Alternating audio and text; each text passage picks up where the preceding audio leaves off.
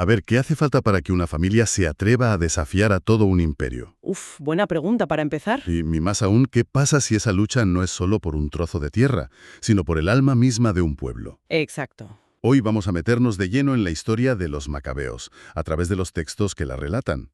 Es una de las rebeliones más fascinantes de la historia judía. Y más determinante, sin duda. Totalmente. Y lo que queremos es entender las claves, ¿no? No solo los hechos, sino las motivaciones. La fidelidad a una ley, el papel de la familia como motor de todo, y sobre todo cómo se llega a ver el martirio como una victoria. Para situarnos un poco, tenemos que viajar al siglo IV a.C. El imperio de Alejandro Magno se ha desmoronado. El caos. Un caos total de reinos luchando entre sí. Y de ahí emerge una figura clave para esta historia, el rey Antíoco IV Epífanes. Epífanes. Sí, pero su apodo lo dice todo. Le llamaban Epímanes, Epímanes. que suena parecido, pero significa el maníaco. Vaya carta de presentación, el maníaco. ¿Y por qué se ganó ese apodo? Pues las fuentes lo achacan a un orgullo desmedido, una necesidad de ser visto como un dios en la tierra, ¿sabes? Ya, Y esto es fundamental, porque el conflicto que va a estallar no es una simple guerra, es un choque frontal de civilizaciones, de creencias. entendido. O sea que no le bastaba con que le pagaran los impuestos y ya está. Ni de lejos. Quería algo más. Su ofensiva no fue militar al principio, fue cultural y religiosa, a gran escala. ¿Y cómo fue eso? Pues mira, entra en Jerusalén y lo primero que hace es saquear el templo, el corazón espiritual del pueblo. Directo a la yugular. Y después lanza una serie de decretos para borrar la identidad judía. ¿Qué tipo de decretos? ¿Qué prohibió exactamente? Todo. Las fuentes son muy claras. Prohibió los holocaustos, los sacrificios, la observancia del sábado, El sábado, que era sagrado. importantísimo, y la circuncisión, que era la señal física de la alianza con Dios. La idea era que no se distinguieran en nada del resto de pueblos helenizados. Es que es brutal. Y me imagino que no se quedó solo en prohibiciones. No, fue mucho más lejos. Ordenó la profanación activa de lo sagrado. ¿Cómo? Mandó construir altares paganos por todas partes y obligó a la gente a sacrificar animales impuros, cerdos, por ejemplo. ¡Qué provocación! Y el golpe de gracia, la humillación definitiva, fue levantar en el mismísimo Templo de Jerusalén lo que los textos llaman la abominación de la desolación. La abominación de la desolación. Es una frase potentísima. ¿Qué era exactamente? Pues seguramente una estatua de Zeus olímpico o un altar dedicado a él. Pero hay que entender el mensaje, ¿no? Claro. Era decir, vuestro Dios ha sido derrotado, el mío ahora ocupa su lugar.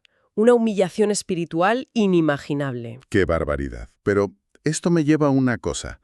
Si la presión era tan fuerte, ¿todo el mundo se resistió? Has dado en el clavo. Y este es uno de los puntos más fascinantes y, bueno, también más trágicos. A ver. La resistencia no fue ni de lejos unánime. Antíoco encontró, por así decirlo, el terreno abonado. ¿Cómo que abonado? Llevaba ya décadas calando la cultura griega, el helenismo, y a una parte de la élite judía, pues le parecía muy moderno, muy atractivo. O sea, ¿que había una división interna? Profundísima. Hay una cita en las fuentes que es demoledora, de verdad. ¿Qué dice? Dice que estos judíos modernizados construyeron un gimnasio en Jerusalén, disimularon la marca de la circuncisión y, cito, renegaron de la alianza santa y se vendieron para hacer el mal. ¡Qué fuerte! Para ellos, las leyes antiguas eran cosa del pasado, ¿sabes? Lo que molaba era ser como los griegos. Por eso, cuando Antíoco impone sus decretos, esta gente no solo no se opone, sino que colabora. O sea que la lucha no era solo contra un enemigo de fuera. Exacto.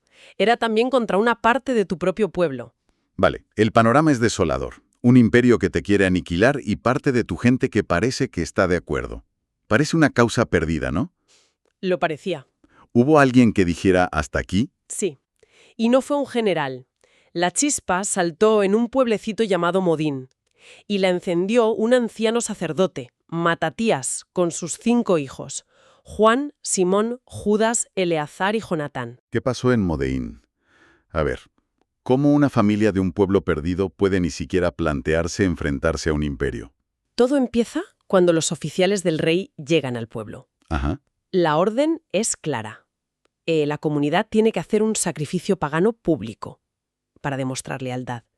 Y son listos. Se dirigen a Matatías. Claro, el hombre más respetado. Si él cede, ceden todos. Exacto. Pero él se niega, en redondo, y su respuesta, tal como la recogen los textos, es una declaración de principios increíble. ¿Qué les dijo? Se pone en pie delante de todos y dice algo como: aunque todas las naciones del imperio obedezcan al rey y abandonen la religión de sus padres, yo, mis hijos y mis hermanos nos mantendremos fieles a la alianza de nuestros antepasados. ¡Wow! Vaya momento. Me imagino la tensión. Pues espera, porque justo entonces la situación explota. Aún más. Cuando Matatías termina de hablar, otro judío, uno de los que sí estaban dispuestos a ceder, se acerca al altar para hacer el sacrificio. Ah, Y Matatías, al ver eso, siente lo que las fuentes llaman un arrebato de celo santo. Se abalanza sobre el hombre y lo degüella de un mismo, ¿qué me dices? sobre el altar pagano. Y no se detiene. Acto seguido, mata también al oficial del rey que estaba supervisando todo. Madre mía. Ese es el punto de no retorno. Totalmente. Ya no es una protesta, es una declaración de guerra. Y a partir de ahí, ya no hay vuelta atrás, claro. Ninguna. Inmediatamente después, Matatías lanza el grito que funda la resistencia. Todo el que sienta celo por la ley y se mantenga en la alianza, que me siga. Y se van. Él y sus 5 hijos lo dejan todo, su casa, sus tierras, todo, y huyen a las montañas. La rebelión ha comenzado. Vale. Huyen a las montañas. Pero seamos realistas, ¿eh? Son un puñado de hombres contra un ejército imperial. Y además, con sus normas religiosas. Pienso en el sábado. ¿Cómo libras una guerra si te niegas a luchar un día de cada 7? Pues esa es exactamente la primera catástrofe a la que se enfrentan. Me lo imagino. Las fuentes cuentan que los primeros grupos de rebeldes fueron masacrados sin piedad por eso. ¿En serio? Sí, las tropas del rey los localizaban en sábado, los rodeaban y como ellos se negaban a defenderse en el día sagrado, los aniquilaban a todos, sin resistencia. ¡Qué horror! Parece un callejón sin salida. O traicionas tu ley o te matan. Y aquí es donde Matatías demuestra una inteligencia estratégica y teológica impresionante. ¿Qué hace? Se da cuenta de que si siguen así van a desaparecer en semanas. Así que reúne a sus seguidores y toma una decisión radical, casi herética para algunos. ¿Cuál? Dice: si nos atacan en sábado, lucharemos para defender nuestras vidas. O sea, que decide que hay una ley superior a la del sábado, la de la supervivencia. Exacto.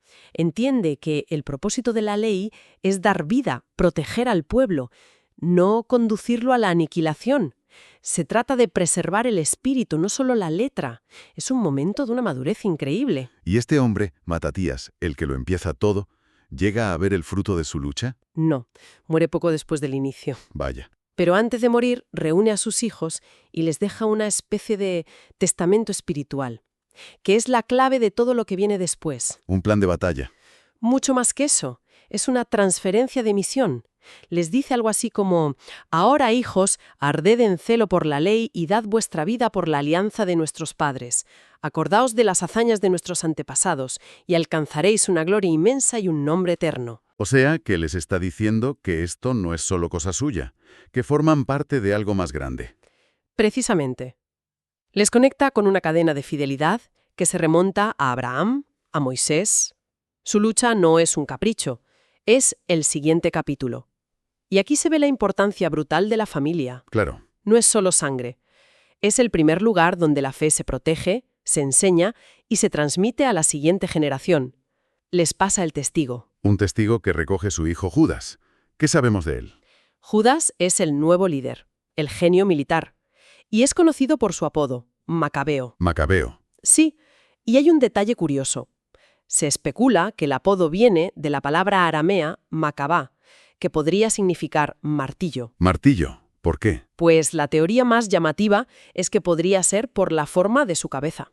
No me diga. No se sabe seguro, pero sea por su cabeza o por sus tácticas, el apodo le vino como anillo al dedo. Se convirtió en un verdadero martillo de Dios contra los paganos. ¿Y cuál era su estrategia? ¿Cómo un martillo se enfrenta a un imperio? Pues su estrategia no era militar, en el fondo, era teológica. ¿Cómo que teológica? Para él, la clave no estaba en los números. Hay una frase suya que lo resume todo. La victoria en la guerra no depende de la multitud del ejército, sino de la fuerza que viene del cielo. O sea, confianza ciega. Confianza absoluta en Dios, no en sus hombres. Y eso se veía en sus acciones. ¿Tenemos algún ejemplo claro? El mejor ejemplo es lo que hace tras su primera gran victoria, cuando recupera Jerusalén. A ver, ¿Qué crees que es lo primero que hace? asegurar las murallas. No.